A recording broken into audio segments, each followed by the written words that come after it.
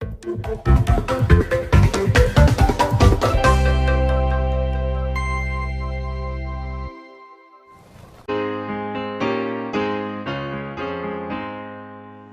aparecerá no céu o sinal do Filho do Homem, e todas as tribos da terra se lamentarão e verão o Filho do Homem vindo sobre as nuvens do céu com poder e grande glória. São Mateus capítulo 24, versículo 30. Não se interpreta a Escritura de uma forma literal quando aquilo é algo figurativo, está em uma forma alegórica, é uma parábola, ou então é uma maneira figurativa. Porque não somente Apocalipse, mas toda a Bíblia é um livro de símbolos. E nós precisamos que o Espírito Santo venha a nos ajudar a entender. Nós vamos estar falando sobre o simbolismo do Filho do Homem vindo nas nuvens. E nós temos pregado e mostrado que ele já veio, que ele nunca deixou a terra. Se ele disse que estaria conosco, e São João disse que estaria em nós, ele não foi embora para um lugar distante. Os homens é que dizem.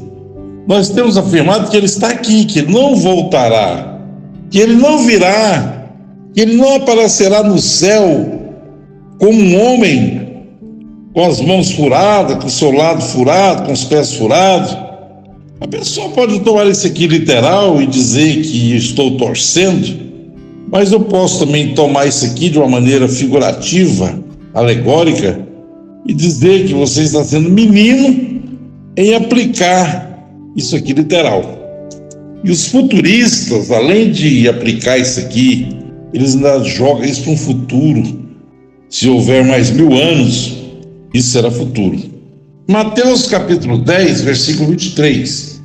Porque vos digo que não acabareis de percorrer as cidades de Israel, sem que venha o Filho do Homem. Meu Deus, Jesus estava pregando para os judeus. Jesus estava pregando para o futuro, para nós. Ele estava falando aos seus discípulos que a sua vinda estaria próxima, que não daria nem tempo deles percorrer Israel. E ele disse: então o Filho do Homem virá. Ora, Jesus, será que foi irresponsável? Ou Jesus não sabia o que estava falando para afirmar uma coisa como esta? Porque vos digo que não acabareis de percorrer as cidades de Israel sem que venha o Filho do Homem.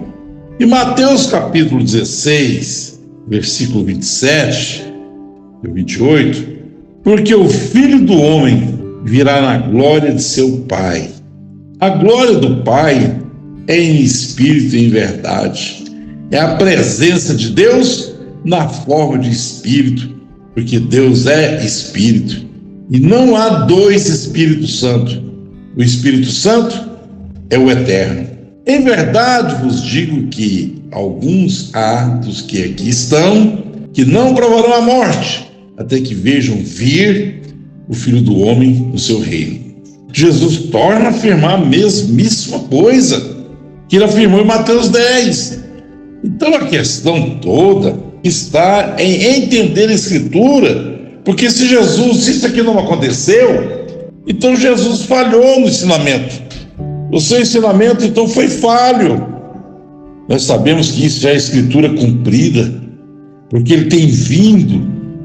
E o simbolismo do Filho do Homem vindo nas nuvens, e já em Mateus 23, indo para o 24, Jesus começa a profetizar contra Jerusalém, e ele bradou assim, dizendo: sobre vós caia todo o sangue do justo que foi derramado sobre a terra. Em verdade vos digo que todas essas coisas há de vir sobre essa geração. Jerusalém, Jerusalém, que mata os profetas, quantas vezes eu quis te agasalhar, Jerusalém, como a galinha agasalha os seus pintainhos, e tu não quiseste. Ele profetiza contra ela: quem estivesse no telhado não descesse, quem estivesse lá não voltasse atrás, tomara que a vossa fuga não seja no sábado nem no inverno.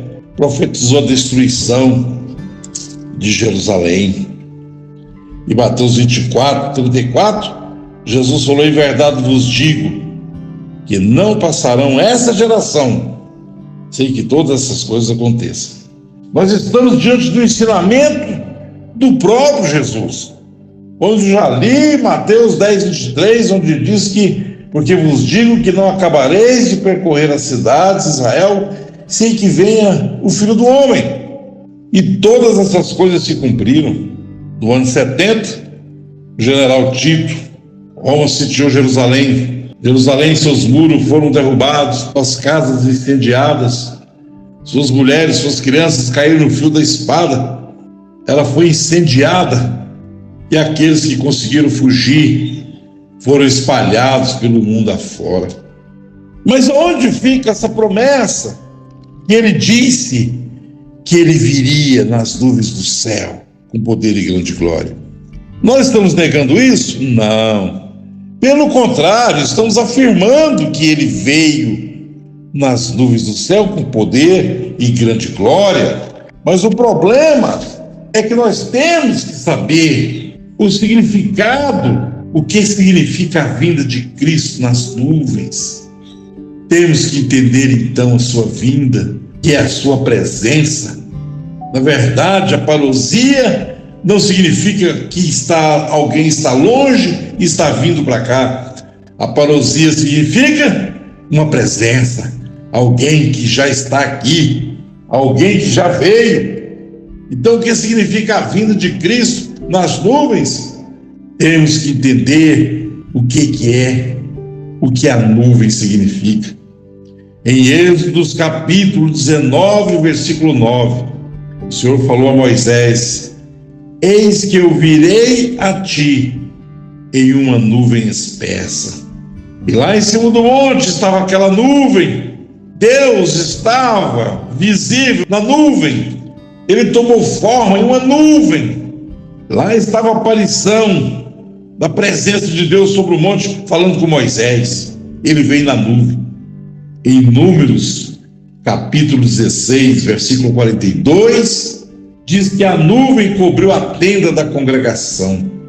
A glória do Senhor estava na nuvem. A nuvem era a parte visível, ocular da presença de Deus, na forma de uma nuvem. E ela tem um significado. Em 1 Reis, capítulo 8, versículo 10 e 11, na dedicação do templo de Salomão, uma nuvem veio e encheu a casa do Senhor, e os sacerdotes nem podiam ministrar, porque a glória do Senhor encheu a casa do Senhor. Ali estava a sua presença, na forma de uma nuvem.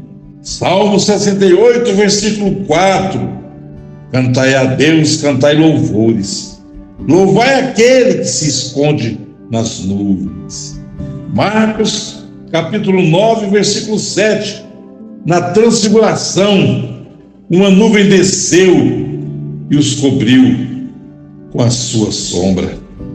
E da nuvem saiu uma voz: este é meu filho amado, em quem eu me comprazo, escutai-o. O que significa a vinda de Cristo nas nuvens? Porque veja Jesus em Atos, na última vez que ele reuniu com seus discípulos, ele foi sendo elevado às alturas e veio uma nuvem e o ocultou. Ele foi escondido, ocultado nas nuvens. E que disse aqueles varões de branco? Varões galileus, por que estáis olhando para cima? Esse Jesus, que dentre vós foi tomado, da mesma maneira que ele foi, ele virá. Ele não foi numa nuvem? Eu faço uma pergunta: Anás e Caifás viu isso? Os soldados romanos viram isso? Os pecadores viram isso? Pessoas religiosas viram isso? Quantos foi que viram esse acontecimento? Somente os 11. Então foi de texto, do mesmo jeito ele voltará. Ele haveria de voltar numa nuvem de glória. que é o seu espírito. A nuvem testifica do seu espírito, de sua presença. Então, a nuvem significa a presença gloriosa de Jesus Cristo. O que está escrito em Mateus 24:30 é figurativo, é simbólico, parabólico. Ele veio na forma do Espírito Santo nos dias de Pentecostes. Vamos aqui a São João, no capítulo 14, versículo 22. Disse-lhe Judas, não Iscariotes, o Judas, irmão de Jesus: Senhor, de onde vem que te has de manifestar a nós e não ao mundo? Jesus respondeu e disse-lhes: Se alguém me ama, guardará a minha palavra. Meu Pai o amará, e viremos para ele e faremos dele morada. Foi para fazer morada em seu coração que ele veio. Ele voltou, não para dar um show, para avião sem piloto chocando no ar. Que coisa catastrófica. Carros se chocando, pessoas saindo da terra como foguetes. Não. E os pecadores olhando para cima e aterrorizados com a presença dele vindo. Ele disse: o mundo não me verá mais, vós me vereis, porque eu vivo e vós me vereis. Naquele dia conhecereis que estou em meu Pai, vós em mim e eu em vós. Ele veio, ele já veio. Jesus Cristo e o Espírito Santo é a mesmíssima pessoa, em forma diferente. Nós não estamos aqui esperando ele voltar, porque ele já veio há 2000 anos atrás, foi crucificado. Ele não voltará mais em carne humana para ser crucificado de novo, não. Ele não voltará mais com Jesus abatido, com as mãos furadas, com o lado furado, com os pés furados, em carne humana. Ele já cessou do pecado. 1 Pedro capítulo 4, Hebreus capítulo 9, versículo 28. Ele aparece a segunda vez sem pecado. O pecado é a carne. E ele tem aparecido, ele tem voltado na forma de Espírito Santo, que a Igreja Católica Romana diz que é a terceira pessoa da Santíssima Trindade. Mas nós afirmamos que o Espírito Santo é Deus, que o Espírito Santo é o Eterno, que não há dois Espíritos Santos. Ele veio em seu reino. E quando interrogado em Lucas 17:20, ele disse: olha, o reino de Deus não vem com aparência exterior, nem dirão ei-lo aqui ou ei-lo ali. O reino de Deus é espiritual. São João capítulo 18, versículo 36, quando Jesus, interrogado por Pilatos se ele era o rei dos judeus, ele disse: o meu reino não é desse mundo. Então Jesus disse, voltando ali a São Lucas, ele disse: o reino de Deus está entre vós, o reino de Deus estará dentro de vós, estará mesmo em vós. Naquele dia conhecereis que estou em meu Pai, vós em mim e eu em vós. Deveríamos ainda pensar que ele virá nas nuvens do céu, com poder e grande glória?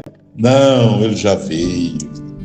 Lá no primeiro tabernáculo estava a nuvem, lá a presença de Deus, a glória de Shekinah.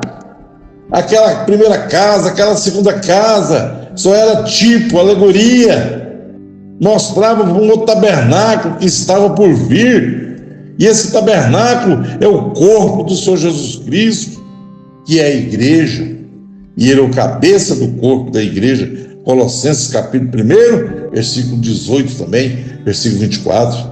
Então, quando ele disse: Pai, está consumado, o véu do templo se partiu de cima para baixo. Ele estava mostrando que ele haveria de mudar esta glória para uma outra casa, e que essa glória dessa casa seria muito maior do que a glória da primeira casa, a glória dessa segunda aliança. Essa é a casa de Deus, significando que ele voltaria um dia, e voltou logo ali. Mostrou isso na transfiguração para eles, ele em seu reino. Ele voltou para viver em nós, na forma de Espírito Santo. Ele tem nos enchido esta casa, que é esse homem interior, e ele é o ministro deste santuário. Ele é o ministro do santuário, ele é que ministra nessa casa. O que significa a vinda de Cristo na nuvem? A presença gloriosa de Cristo na forma de Espírito Santo em nós, a unção em nós, Nós somos o tabernáculo de Deus vivente para a morada de Deus em espírito. Efésios capítulo 2, versículo 20 até 22.